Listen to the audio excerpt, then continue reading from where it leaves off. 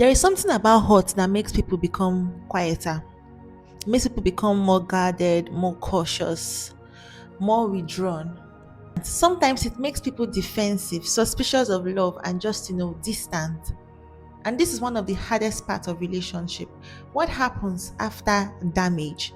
What happens after trust is broken? What happens after a person is hurt by the person that they are in a relationship with?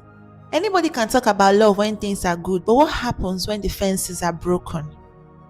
You see, at that point where pain enters into a relationship, where it's no longer sweet, when it's no longer all the lovey dovey things that you are used to, that is when your maturity starts kicking in, or that is what now shows your level of maturity.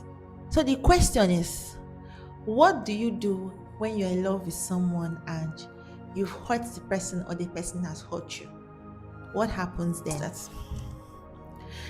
Some people know how to connect, but they don't know how to repair. And that is sad because no relationship is without its own ups and downs. Because there are no perfect people, there are no perfect relationships. So there is no way to completely avoid being hurt. Whether it is in a marriage, whether it is in friendship, whether it is in family, there is no way for you to avoid completely being hurt. Not even in church. At some point, somebody will disappoint somebody. And that is just reality. You see, the health of a relationship is not determined by whether conflicts arise or do not arise. No, the health of a relationship is determined by what happens when conflict does arise. How do the two people in that relationship, how do the people in that relationship respond to conflict? That is what determines the health of that relationship. And so I have seen that a broken fence can sometimes be repaired. And a very key step in repairing a broken fence is not by pretending that the damage did not occur. You have to be realistic and admit that yes, a damage has occurred. This fence is broken. It's very important because sometimes people want reconciliation, but they don't want accountability. Guy, you're the one that hurts me. Why do you want us to pretend as though nothing happened? Accountability is very important. Some people want access without, rebuilding trust. They want things to go back to normal without acknowledging that something was broken. How? Understand that healing does not grow where there is no honesty. It doesn't happen. You need honesty for healing to occur. Another thing I've noticed is this when we talk about broken fences, and it's on the subject matter of forgiveness. People assume that forgiveness automatically removes consequences. Come on. Understand that you can forgive someone and still need your distance. You can forgive someone and still require rebuilding and still need that time to, rebuild the trust that was lost in that relationship. Forgiveness is about releasing bitterness, and reconciliation takes two people for it to work. Yes. The other person does not need to ask for forgiveness before you forgive. It's about you. Yes, it's about you because you need to release that bitterness. You need to release yourself from that negative place. You need to release yourself from that place of hurt. But you see, reconciliation, it takes two people because the other person will have to want to reconcile before it can happen.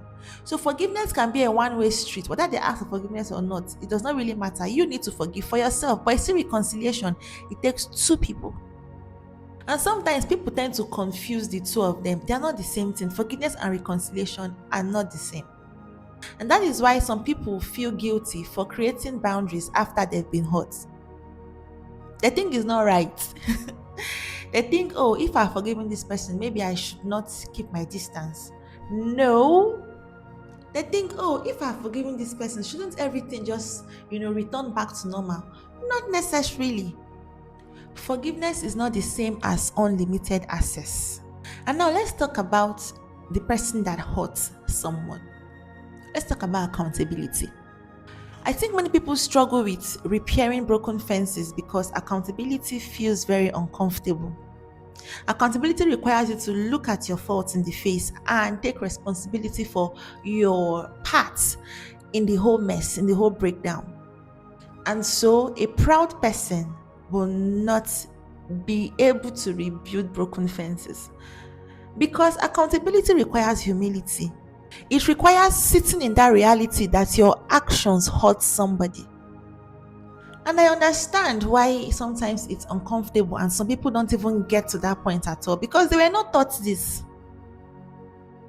So instead of accountability, they offer defensiveness or avoidance or excuses or rushed apologies meant to end discomfort, not treat the matter at hand.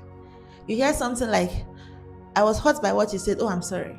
You've not even realized why was she hurt by what I said? What exactly did I say that made her hurt?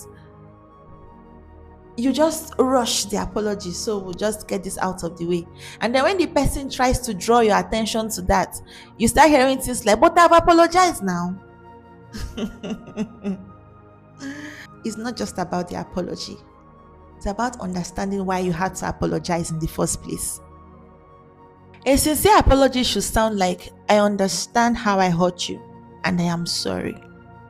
But performative apologies often sound like, I'm sorry you feel that way. One takes ownership, the other one avoids it. Broken trust cannot be rebuilt where nobody takes responsibility for breaking it down in the first place. Now I have to say something else. Not every broken down fence should be rebuilt the same way. Sometimes a broken relationship can be restored beautifully, quite beautifully, through sincerity, repentance, change, accountability. But some other times, the healthiest things to do is distance. You need to keep your distance. Mind you, I did not say bitterness. I did not say revenge. I did not say malice. I said distance.